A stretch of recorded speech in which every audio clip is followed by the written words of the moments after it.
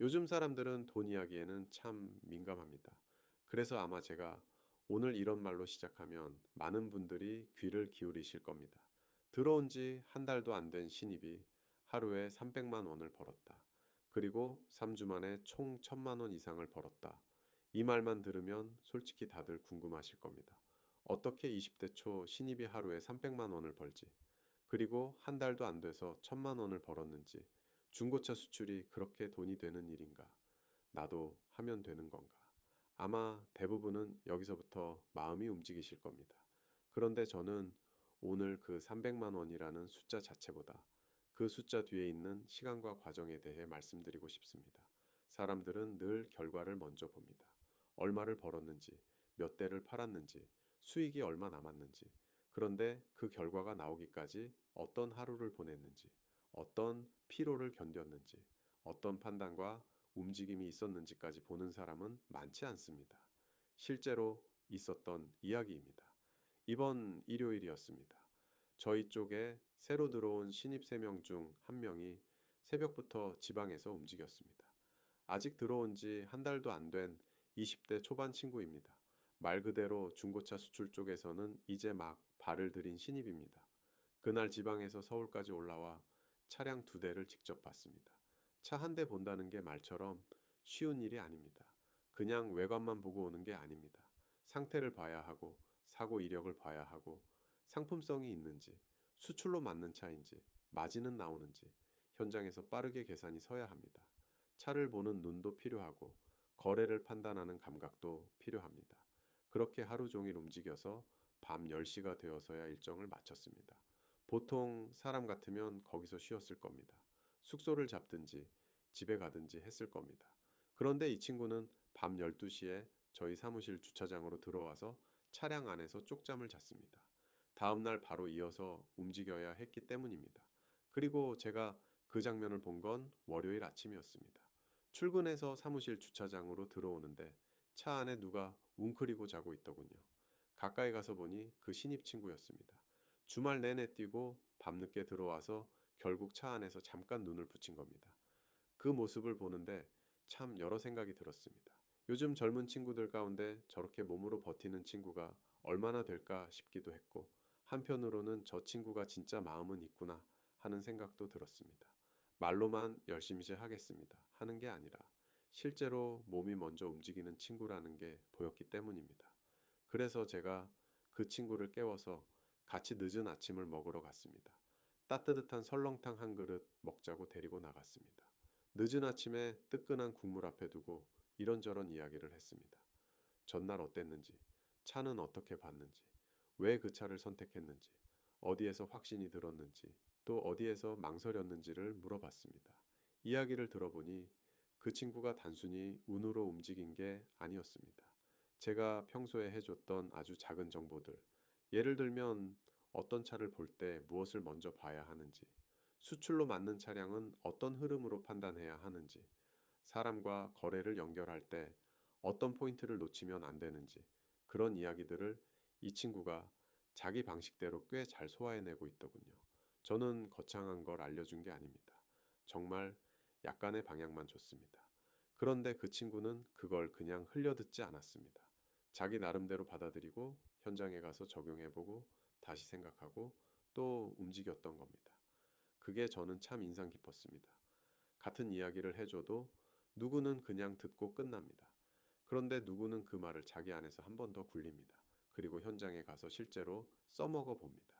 차이는 거기서 벌어집니다.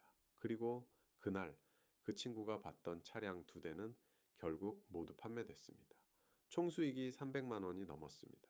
이건 제가 직접 눈으로 본 결과입니다.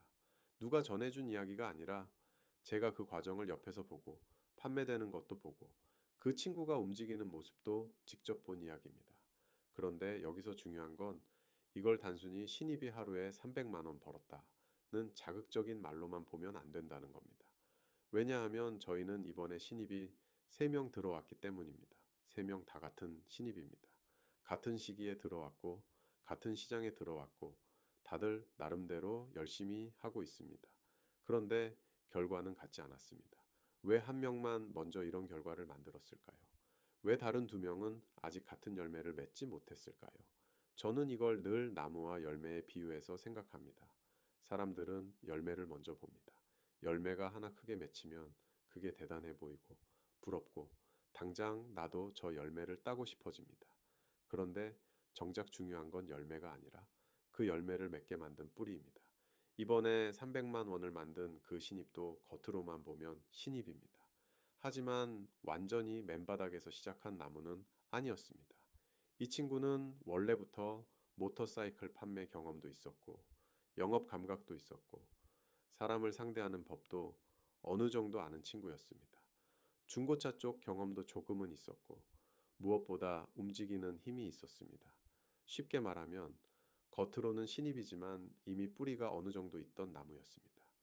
그래서 제가 약간의 물을 주고 약간의 햇빛 방향을 알려주니 그걸 빨아들이는 힘이 있었던 겁니다. 이런 나무는 반응이 빠릅니다. 정보를 주면 바로 소화하고 기회를 주면 바로 움직이고 계절이 오면 먼저 열매를 맺습니다. 반대로 나머지 두 친구는 어떠냐? 이 친구들이 열심히 안 하는 게 아닙니다.